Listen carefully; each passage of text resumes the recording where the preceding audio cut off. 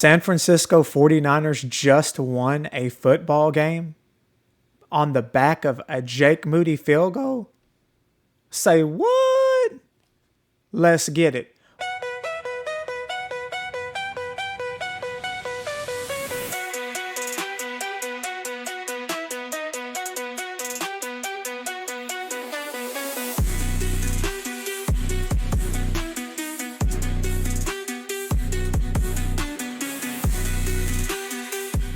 Welcome to the Cayman's Island podcast, where we talk all things San Francisco 49ers. I'm your host, David Cayman, and in today's show, looking forward to breaking down this 22-19 win by the San Francisco 49ers over the Las Vegas Raiders.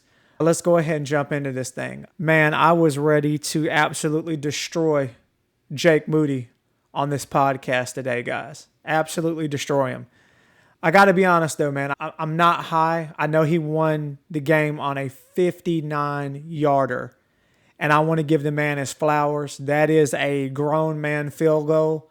That is a pressure situation. I know the game doesn't count. But based on the way things happened early on in the game, I do feel like he was kicking for his job. I sincerely do. He actually made kicks from 30, 26, 50, 44, and the game winner of 59 yards. He did miss a 52-yard field goal on his second attempt. And I got to be honest, guys, that 26-yarder that he was able to just barely squeak in there, I was like, man, if this dude misses another kick, you can't let him on the flight, man. You can't let him get back home. You can't let him get on the bus, okay? But I'll give it to him, man. 59-yarder to win the game. All the pressure on. Probably kicking for his job at that point. And he made the game winner. The team went crazy, cheered with him, celebrated with him, rather. And I couldn't be more happier for the man. Like I said, I want everybody, man, to have blessings and success in their careers and in their lives. So I am happy for Jake. I was mad early on. I'm going to be absolutely honest with you. I was ready to go ahead and say, all right, guys, change of scenery time. But he pulled out an enormous kick. And my hope and my prayer for the man is that this only builds upon confidence, boosts his morale, man.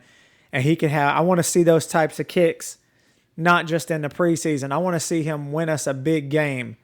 I want to see him beat the Rams with a 59-yard game-winning field goal. Looking forward to that. I want to break down what I feel is the good and bad of the game overall. Let's go ahead and start with the good, guys. Brock Purdy, Ricky Pearsall. I think this is going to be a dynamic connection. It's actually got me rethinking some things in fantasy football. My league has our draft on tomorrow afternoon. And I got to be honest, guys, not that depending upon how the order goes, not that I'm saying I'd pick Ricky Pearsall with my first or second wideout pick, man, but a sneaky third for sure. Somebody to keep your eye on, man. That Ricky Pearsall, I think he's going to definitely be above average to good for sure in this coming season. You can tell that he's embracing the role of the number one wideout on the team. And I think Kyle did a great job of scheming him up some things early to get him and both Brock going. Brock Purdy went 5 of 7 for 66 yards. I believe it was Russell Gage, man, that dropped.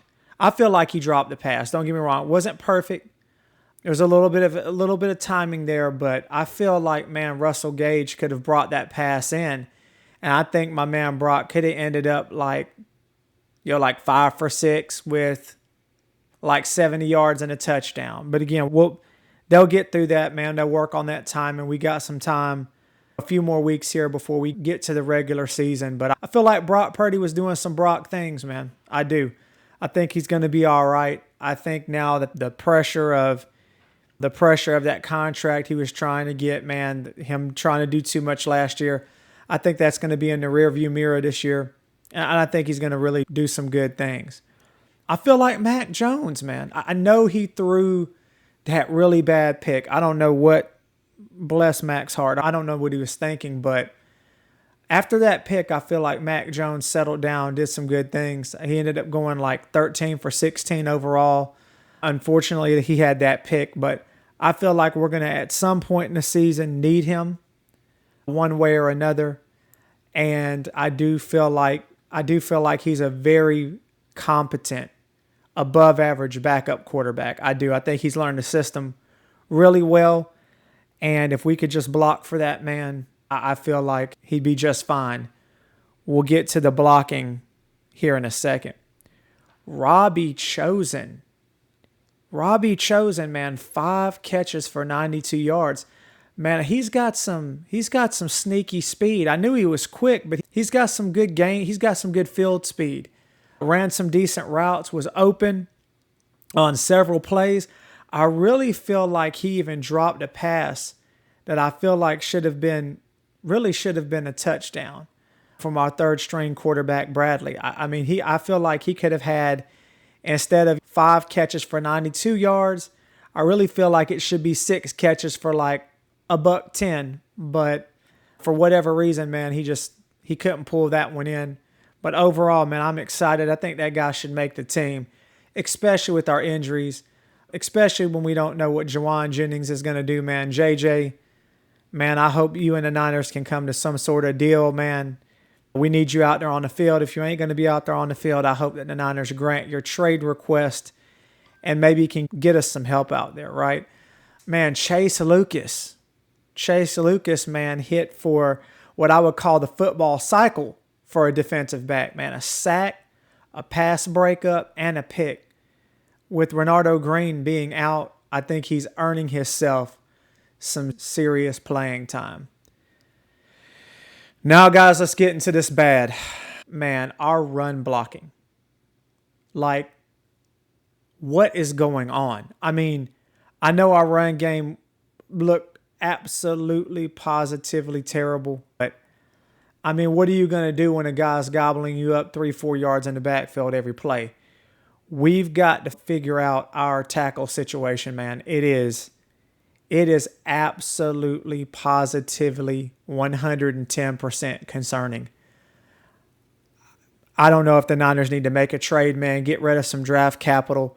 We have a super easy schedule based on what I'm seeing from Brock. I believe this team can make the playoffs. Maybe even mess around and get healthy come the end of the year and win a preseason game. It's all about getting to the dance. If they can get in there, win a preseason game, that could build momentum. There are teams out there that I feel that are better than the Niners. No doubt. I don't care how healthy the Niners are. If you run into a Philadelphia Eagles, I just think they're too tough up front on both sides of the ball for even a healthy Niners team to beat them. But you never would know what could happen in a playoff game. Somebody could get hurt. Who could possibly get hurt in an Eagles 49ers preseason game? But if you can just make it to the dance, win a game, build momentum, you never know what could happen when you get to the dance, right? So please, John Lynch, Parag, guys, this team can make the playoffs and possibly make some noise if they're healthy. Please make some trades. Please do some things, man, to get some help on the offensive line because it is absolute beans. Please, please, please, guys, do something. Another thing, man, is that Dominic Pooney, injured his knee on the extra point. And I haven't heard yet, as of the recording of this podcast, I haven't heard yet what his status is. If we don't have Dominic Pooney, man, we may not have Brock Purdy come week 6. So please, Dominic Pooney, please be okay. Nick Martin, I got to tell you guys, from what I've seen in these preseason games, and I know Nick Martin had a sack almost directly up the middle, nearly untouched. As a matter of fact, I don't think he was touched at all. And he's a fast guy, so he immediately got to the quarterback and brought him down. But, man, there have been some plays, guys, where he literally is running around lost. He's out of position. He's missing tackles. My hope and my prayer for this man is that this is just maybe beginning of the career jitters that he has. But I would have to say, all in all, out of all the rookies that we've had in this draft class, I really feel like he's been the most disappointing, truly. Our run defense.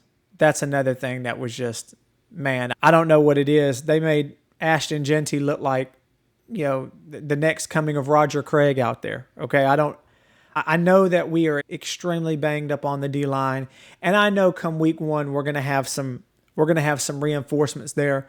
We're gonna have some help. We've got like 20 plus D linemen on the team. Obviously, over half of those are bad, but I'm hopeful that we can get guys back. We can get guys healthy, and that'll make some differences. But right now, guys, I mean, it's not like the Raiders were a super good team last year. And their O-line, man, was just blowing us off the ball. Not to mention that, bless your heart if you're the first guy trying to get to Ashton Genty. I saw Ashton Genty get popped, man. I think it was by Tatum Bethune. And he went to the medical tent, popped right back out, still ran hard, made Jair Brown look silly on a play. Man, my man Diamador Lenore got absolutely took kind of like a bad angle on the play and got introduced to Ashton Genty on that play. I think that kid's going to be really, really good in the league. I am excited for him, just not excited for him to do that against the Niners. But we'll see what happens in this next preseason game, guys. Tell me what your thoughts are. What are you most impressed or concerned about in this Niners preseason win against the Oakland Raiders? As always, remember, if you like what you saw today, remember to like and subscribe. As always, take care and be blessed.